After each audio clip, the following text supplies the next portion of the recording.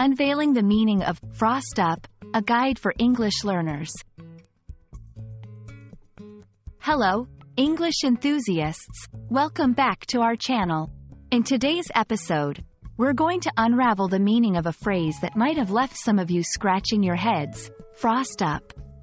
Whether you've heard it in a conversation, seen it in a book, or stumbled upon it while watching a movie, today we will clarify what it means and how to use it.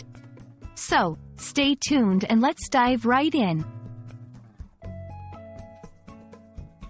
Frost up is a phrasal verb in English.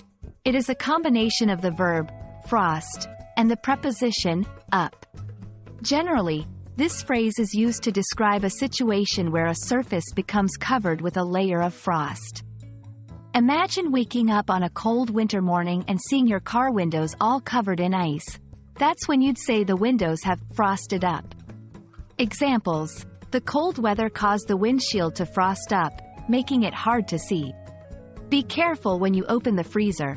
Sometimes it tends to frost up. In addition to its literal meaning, frost up can also be used metaphorically. When used in a figurative context, it describes a situation where someone becomes cold, distant, or unresponsive in their behavior or emotions. Examples: after the argument, she just frosted up and wouldn't talk to anyone. He tends to frost up when discussing his past. When using frost up, it's important to pay attention to the context. If you're talking about a physical object, like a window or a mirror, you're likely using it in its literal sense.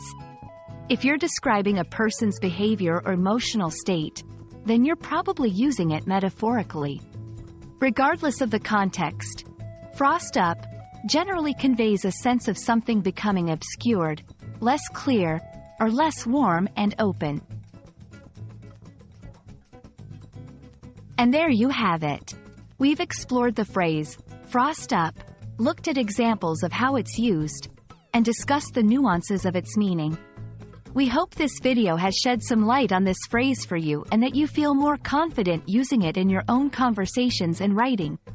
As always, thank you so much for watching, and we look forward to seeing you in the next video. Happy learning!